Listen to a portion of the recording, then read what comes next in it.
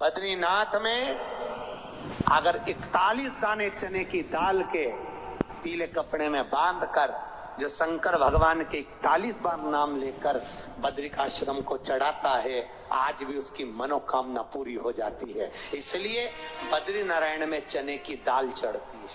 क्यों चढ़ती है किसी को नहीं मालूम, पर उसका कारण यहाँ शिव महापुराण में लिखा कि बद्रिकाश्रम में चने की दाल शंकर भगवान का नाम लेकर चढ़ाई जाती है।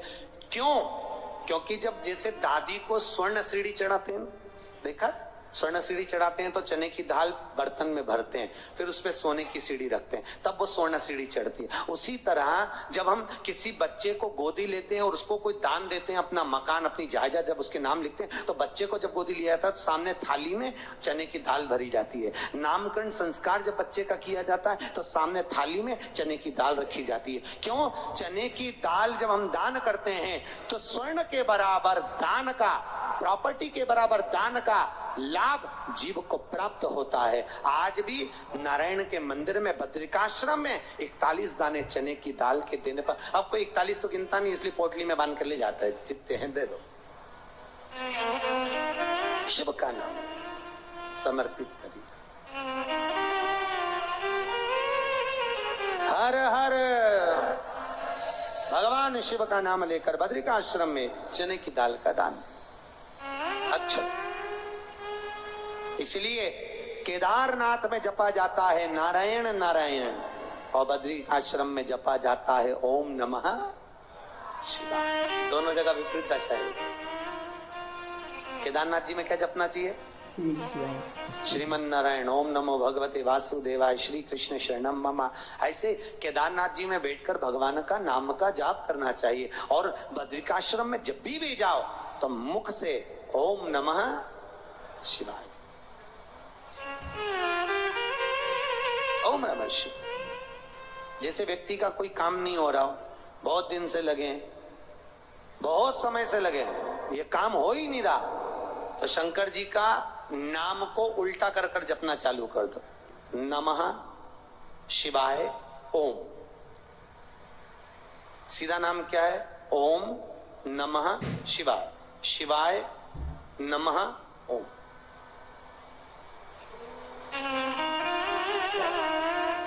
जब उल्टा नाम व्यक्ति जपना चालू कर देता है, जिस बच्चे के, बच्ची का, जिसका भी विवाह नहीं हो रहा हो, कोई काम नहीं हो रहा हो, कोई सीए की पढ़ाई कर रहा है और एग्जाम में निकल ही नहीं रहा, 3-3 4-4 बार बैठ गया, पास ही नहीं हो रहा, उस बच्चे को बोल बस सुबह उठते से ही शिवाय नमः ओम बोलना चालू कर दे, एक ही बार में सिया पास ले।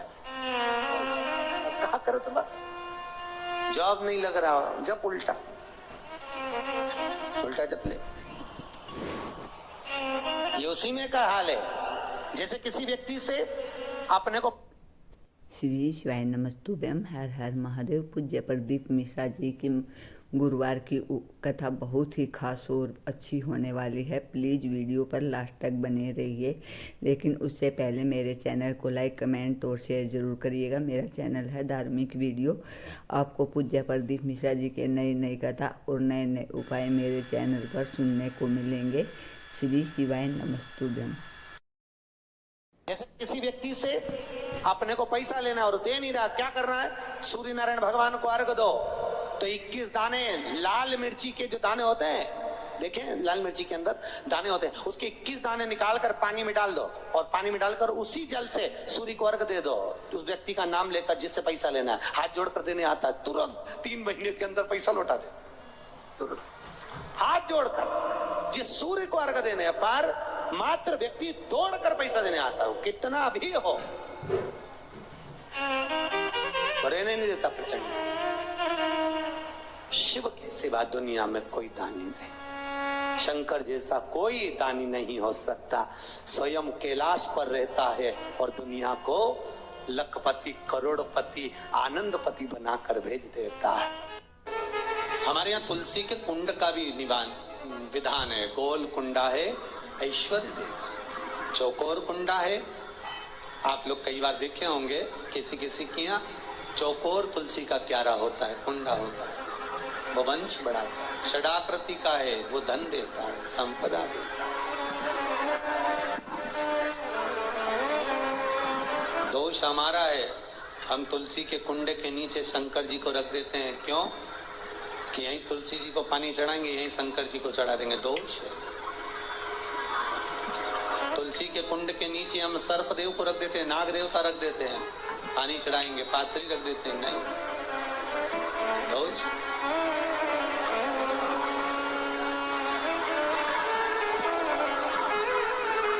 उसका दोष हम सबको, स्वयं अगर गलती करते हैं तो स्वयं को। कैसा कुंड हो, 7 तरह के कुंडों का व्याख्यान तुलसी के रूप में कहा गया है हमारा। पहला गोल, दूसरा चौकोर, तीसरा षडाकृति, चौथा त्रिवेणी, 3 कोने वाला कुंडा। शास्त्र कहता है जिसके मार्ग घर में टुकड़े हो रहे हो, घर विभाजन की ओर हो रहा हो, तो 3 कोण का कुंडा घर में रखकर पूजा करने पर परिवार एक हो जाता है। 5वां, गार्डन में बिना कुंडे का, बिना कुंड का जो तुलसी का पौधा रोपित होता है, बिना कुंड के एक बगीचा जैसा बो दिया जाता है, तुलसी तुलसी उत्पन्न हो जाती है। महाराज, वहां पर संपदा तो रहती है पर चिंता बहुत रहती है, टेंशन बहुत रहता है। क्यों? घर के दरवाजे के बाहर इतनी सारी बगीचे में तुलसा कर दी।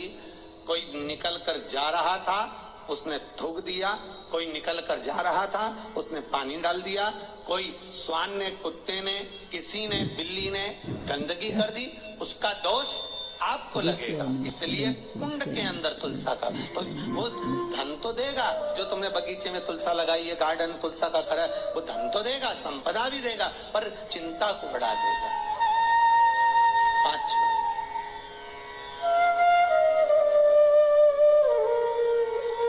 मारा।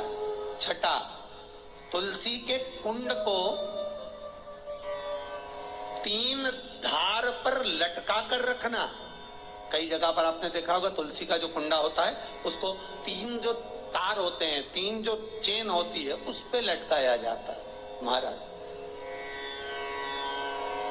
विष्णु पुराण उसका भी व्याख्यान करती है। महाराज, वहां व्यक्ति के कार्य उन्नति की सीढ़ी की ओर बढ़ जाते हैं। जैसे भोजन की थाली लग गई, भोजन तैयार हो गया, बस खाने बैठे हो और थाली खसक गई, समझ लेना कि तुलसी को अधर पर लटका कर रखा है। इसलिए कार्य तो हो रहे हैं, बनने वाले हैं, 4 दिन बाद ये काम होने वाला है, 8 दिन बाद ये काम होने वाला है, लग रहा है कि इसमें इतना फल मिलेगा, लग रहा है इस व्यापार को करेंगे तो इतना फायदा हो जाएगा, सब कुछ करा, लाखों रुपए लगा भी दिए, थाली मालूम पड़े खसक गई, अधर लटका है। 7 क्रम है तुलसी के, ये 6ठा क्रम बताओ।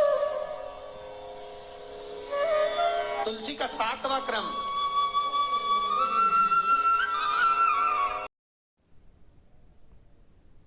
तुलसी का 7वां क्रम है। महाराज, तुलसी का कुंडा जैसा घर के आंगन में है, तुलसी का कुंड जैसे घर के आंगन में विराज रहा है, ऐसा ही छोटा सा कुंड भगवान के लिए रोपित करें।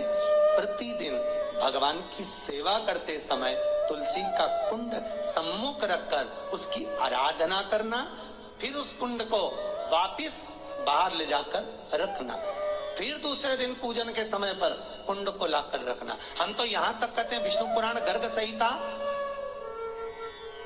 कल्याण का तुलसी अंग यहां तक वर्णन करता है कि आप पूरे साल ये नहीं कर सकते तो कम से कम कार्तिक के महीने में भगवान के सामने तुलसी का छोटा कुंड, चौकोर वाला, गोल नहीं, चौकोर कुंड लाकर भगवान के सामने रखकर छोटा सा कुंड का पूजन कर कर भगवान के साथ उस कुंड को वापस बाहर विराजमान करें, फिर कल लेकर आए, फिर विराजमान करें। आप पूरे साल नहीं कर सकते तो एक महीने। हमारे यहाँ तुलसी के कुंड का भी विधान है, गोल कुंडा है, ऐश्वर्य देगा। चौकोर कुंडा है, आप लोग कई बार देखे होंगे किसी किसी के यहाँ।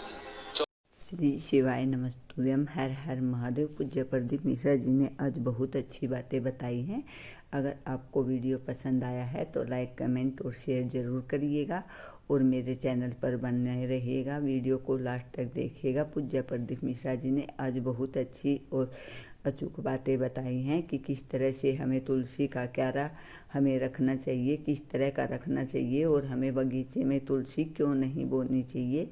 पूज्य प्रदीप मिश्रा जी की कथा को देखने के लिए प्लीज़ वीडियो को लास्ट तक देखिए और एक लाइक के जल में अटखेलियां कर रहे थे। इतना तो माँ से कहना था।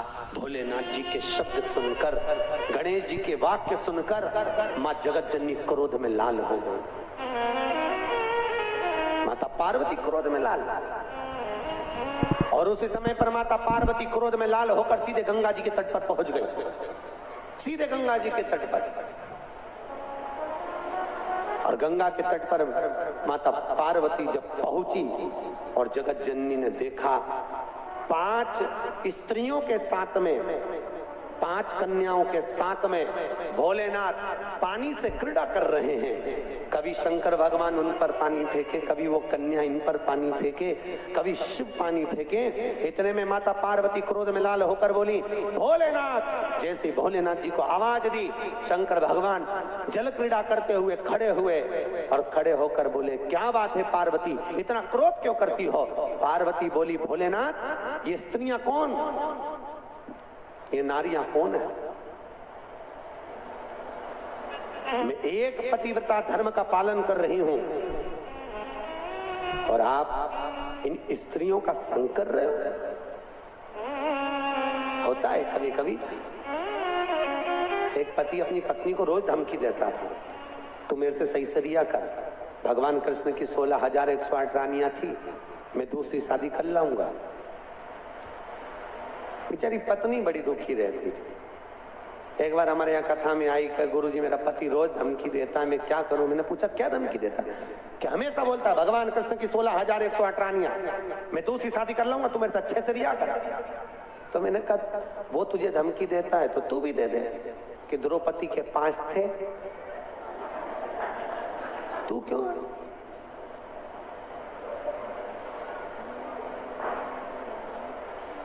उसने गुरुजी अब तुम चिंता मत करो, अब बोल। अब दूसरे दिन फिर बोला भगवान कृष्ण की 16,108 रानियां मैं दूसरी कर लाऊंगा। इतने में जूड़ा बांधती बांधती, देखना माताएं जब झगड़ने जाती है, लड़ने जाती है, जूड़ा क्यों, क्योंकि मेरे हिसाब से ये जूड़े से एनर्जी मिलती होगी लड़ने की, पावर। अच्छा पड़ोसन से 3-4 बार लड़ेगी ना तो 3-4 बार इसका जूड़ा खुलेगा, फिर बांधती बांधती बोल तो जरा बोल, मतलब एनर्जी, पावर, पावर होता है। एक पंडित जी बहुत कथा वाच रहे थे, बहुत जोरदार कथा वाचे।